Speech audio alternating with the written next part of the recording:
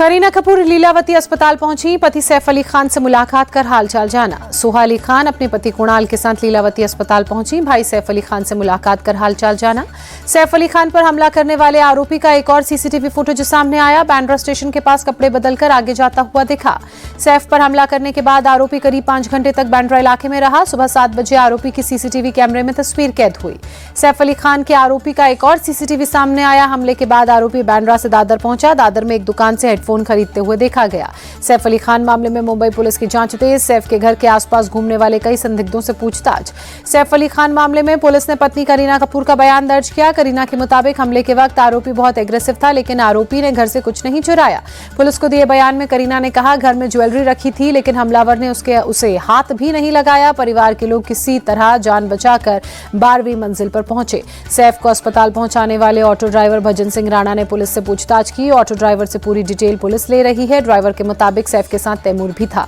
Mumbai police ने सैफ के सभी स्टाफ और कई परिचितों से पूछताछ की। अब तक पुलिस कर चुकी है 40 से 50 लोगों के बयान दर्ज। सैफ अली खान पर हुए हमले पर सीएम फडणवीस ने कहा, पुलिस को कई सबूत मिले, जल्द केस सुलझेगा। सैफ अली खान पर हुए हमले पर महाराष्ट्र कांग्रेस अध्यक्ष नाना पटोले ने कहा, राज्य में प्रसिद्ध व्यक्ति भी सुरक्षित नहीं, आम जनता भी सुरक्षित नहीं। महाराष्ट्र में पुलिस का डर खत्म हो चुका है। ये फडणवीस सरकार की विफलता है। महाराष्ट्र में मंत्री संजय सिरसाट का बड़ा बयान, बोले ये दुर्घटना दुर्भाग्यपूर्ण, लेकिन इस पर विपक्ष की राजनीति और भी दुर्भाग्यपूर्ण। अजमेर में ख्वाजा गरीब नवाज के दरबार में हाजिरी लगाने फारूक अब्दुल्ला पहुंचे। सैफ अली खान पर हुए हमले की निंदा करते हुए कहा, शुक्र है उनकी जान बच गई। एक्ट्रेस शिल्पा शेट्टी ने सैफ अली खान पर हमले पर नाराजगी जताई, चिंता जताई, कहा उम्मीद है वो जल्द ठीक होंगे। शाहिद कपूर ने सैफ पर हुए हमले पर चिंता जताई, कहा मुंबई बहुत ही सुरक्षित शहर, इस प्रकार की चीजें नहीं होती हैं। एक्टर सोनू सूद ने कहा, मुंबई एक बहुत ही सुरक्षित जगह, ऐसी घटनाएं हमें परेशान भी करती हैं। केजरीवाल पर बनी डॉक्यूमेंट्री की स्क्रीनिंग रुकी। आपने कहा, दिल्ली पुलिस की परमिशन न मिलने से स्क्रीनिंग टली, आज ही होने वाली थी स्क्रीनिंग। आप नेताओं पर बनी डॉक्यूमेंट्री पर दिल्ली पुलिस का बयान, कहा चुनाव के दौरान ऐसी किसी योजना की अनुमति नहीं, नियमों का उल्लंघन नहीं होने देंगे। दिल्ली चुनाव के बीच केजरीवाल का एक और बड़ा दावा, किराएदारों को फ्री बिजली और पानी की घोषणा की। केजरीवाल ने कहा, दिल्ली के किराएदारों को भी फ्री बिजली और पानी देंगे, चुनाव जीतने के बाद लागू होगी योजना। डॉक्यूमेंट्री को लेकर केजरीवाल ने कहा, कानून हमारी डॉक्यूमेंट्री नहीं रोक सकता, बीजेपी को हमारी स्क्रीनिंग से परेशानी क्यों, इसका चुनाव से कोई लेना देना नहीं। मिल्कीपुर उपचुनाव पर डिप्टी सीएम केशव प्रसाद मौर्य ने कहा, मिल्कीपुर में अखिलेश का फर्जी पीटीए हार रहा है, बीजेपी की जीत निश्चित है। अखिलेश 2047 तक सत्ता के आसपास नहीं आने वाले। तेज प्रताप यादव ने बिहार सरकार गिराने का दावा किया, खुद को बताया अगला सीएम। एक्स पर वीडियो पोस्ट कर कहा, बहुत जल्द हम सरकार गिराएंगे, अगला सीएम आपके सामने बैठा है। वीडियो पोस्ट करते हुए तेज प्रताप ने लिखा, नेतृत्व कोई पद या उपाधि नहीं, ये कार्य और उदाहरण है। शिरडी में एनसीपी अजीत गुट का अधिवेशन, अजीत पवार, प्रफुल्ल पटेल समेत कई बड़े नेता शामिल हुए। संसद का बजट सत्र 31 जनवरी से शुरू होकर 4 अप्रैल तक चलेगा। 31 जनवरी को राष्ट्रपति द्रौपदी मुर्मू संसद के संयुक्त सत्र को संबोधित करेंगे। 1 फरवरी को वित्त मंत्री निर्मला सीतारमण अपना 8वां बजट पेश करेंगी।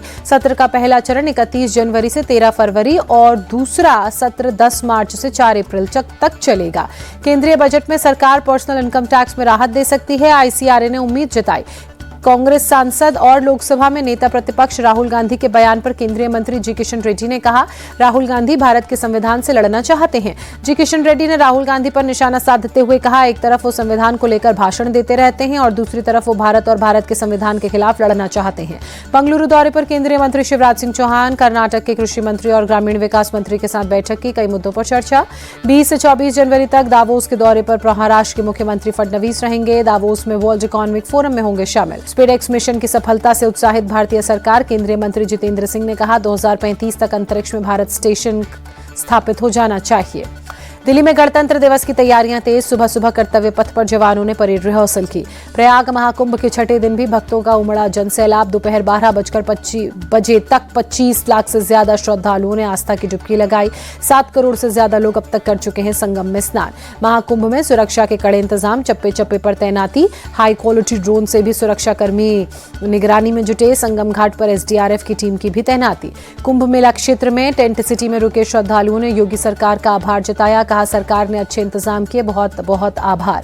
महाकुंभ को लेकर अखिलेश यादव के बयान पर हिमाचल के राज्यपाल शिव प्रकाश शुक्ला ने कहा, लोग महाकुंभ जाकर पाप से मुक्त हो जाते हैं, लेकिन ये लोग पापी ही रहेंगे। महाकुंभ में डुबकी लगाने वालों के आंकड़ों पर सवाल पर रवि किशन ने कहा, अब सनातनी अलख जगी है, विपक्ष को मिर्ची लगना स्वाभाविक। परमार्थ निकेतन आश्रम के प्रमुख स्वामी चिदानंद सरस्वती महाराज ने प्रयागराज महाकुंभ में हवन पूजन किया। साध्वी भगवती सरस्वती ने भी हवन किया। कई श्रद्धालु पूजा में शामिल हुए। प्रयागराज में त्रिवेणी घाट पर सुबह हुई आरती, बड़ी संख्या में शामिल हुए श्रद्धालु। भारत दौरे पर सिंगापुर के राष्ट्रपति थर्मन शनमुगरत्नम पुरी में कोणार्क मंदिर का दौरा किया। महाराष्ट्र डेप्यूटी सीएम अजित पवार शिरडी पहुंचे, पत्नी सुमित्रा के साथ साईं बाबा के दर्शन किए। उज्जैन पहुंची अभिनेत्री मौनी रॉय, बाबा महाकाल के दर्शन किए, भस्म आरती में शामिल। कोलकाता में म्यांमार में 3 घुसपैठिए पकड़ाए, रोहिंग्या होने का शक, बिना वीजा और पासपोर्ट के भारत में घुसे थे। आगरा में पुलिस और बदमाशों के बीच मुठभेड़, 3 बदमाश पकड़े गए। पुलिस ने एक अवैध तमंचा और 3.5 लाख रुपए भी बरामद किए। पटना के भूतनाथ रोड स्थित एक निजी अस्पताल में ऑक्सीजन सिलेंडर ब्लास्ट, हादसे में 1 की मौत, 1 घायल। यूपी के बरेली से चौंकाने वाला मामला, एक पाकिस्तानी महिला फर्जी दस्तावेज लगाकर सरकारी टीचर बनी। 9 साल से बेसिक शिक्षा विभाग में नौकरी कर रही थी पाकिस्तानी महिला, पुलिस ने मुकदमा दर्ज किया। फिलहाल महिला को नौकरी से बर्खास्त किया। अमृतसर से इंसानियत को शर्मसार करने वाली खबर सामने आई। घायल को अस्पताल ले जाने वाले एक शख्स ने घायल की जेब से निकाले करीब 2 लाख रुपए। राजधानी दिल्ली में कड़ाके की ठंड के साथ जबरदस्त कोहरा, आईजीआई एयरपोर्ट पर कई उड़ानें प्रभावित। यूपी के अयोध्या में तापमान में भारी गिरावट से ठंड बढ़ी, छाया घना कोहरा, ठंड से बचाव के लिए लोगों ने लिया अलाव का सहारा। महाकुंभ नगरी प्रयाग में कड़ाके की ठंड के साथ जबरदस्त कोहरा, घने कोहरे के चलते विजिबिलिटी बेहद कम। यूपी के आगरा में ठंड के साथ जबरदस्त कोहरा, सुबह सुबह घने कोहरे में ताजमहल छिपा। कानपुर में भी तापमान में गिरने से ठिठुरन बढ़ी, सुबह सुबह कई जगहों पर घना कोहरा, विजिबिलिटी लो। हरियाणा के करनाल में भी शीतलहर का प्रकोप, कई शहर के हिस्सों में घना कोहरा छाया। पंजाब के मोहाली में भी जबरदस्त कोहरा, तापमान गिरने से ठिठुरन बढ़ी, कोहरे के चलते विजिबिलिटी लो हुई। सुबह सुबह जयपुर में घना कोहरा, तापमान गिरने से कड़ाके की ठंड, विजिबिलिटी लो। महाकाल की नगरी उज्जैन में तापमान गिरने से ठंड बढ़ी, कई जगहों पर कोहरा, विजिबिलिटी लो। मध्य प्रदेश के ग्वालियर में शीतलहर का प्रकोप, तापमान में गिरावट, शहर के कई हिस्सों में कोहरा। दिल्ली कैपिटल की कप्तानी पर पूर्व क्रिकेटर दिनेश कार्तिक का खुलासा, अक्षर पटेल को नया कप्तान बना सकती है Delhi Capitals. Under 19 world cup के लिए भारतीय विमेंस टीम की कप्तान निकी प्रसाद ने कहा, टीम का लक्ष्य अंडर 19 वर्ल्ड कप जीतना है। PV Sindhu India open badminton tournament के विमेंस सिंगल के क्वार्टर फाइनल में हारी, इंडोनेशिया की ग्रेगोरिया मारिस्का तुनजुंग ने दी शिकस्त। क्वार्टर फाइनल में हार के बाद पीवी सिंधु ने कहा, और मजबूत होकर वापसी करूंगी। तीसरे सेट तक लड़ने के बाद गेम हारना दुखद। सात्विक साईराज चिराग शेट्टी की जोड़ी ने कोरिया की शटलर जोड़ी को शिकस्त दी, सीधे सेटों में हराकर सेमीफाइनल में जगह पक्की की। पूर्व कप्तान बाईचुंग भूटिया ने 2025 में भारतीय फुटबॉल टीम के अच्छे प्रदर्शन की उम्मीद जताई, कहा सुनील छेत्री की जगह अच्छा प्रदर्शन करने वाले स्ट्राइकर की जरूरत। डी गुकेश, मनु भाकर, हरमनप्रीत सिंह, प्रवीण कुमार को मिला खेल रत्न पुरस्कार। 34 खिलाड़ियों को अर्जुन अवार्ड, राष्ट्रपति द्रौपदी मुर्मू ने दिए पुरस्कार।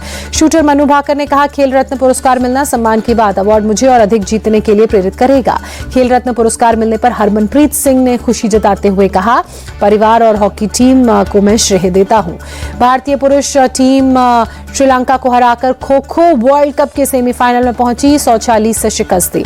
भारतीय विमेन्स खो खो टीम ने बांग्लादेश को 109-16 के बड़े अंतर से हराया, सेमीफाइनल में जगह पक्की की। लगातार 5वें मैच में टीम इंडिया 100 से अधिक अंक हासिल की।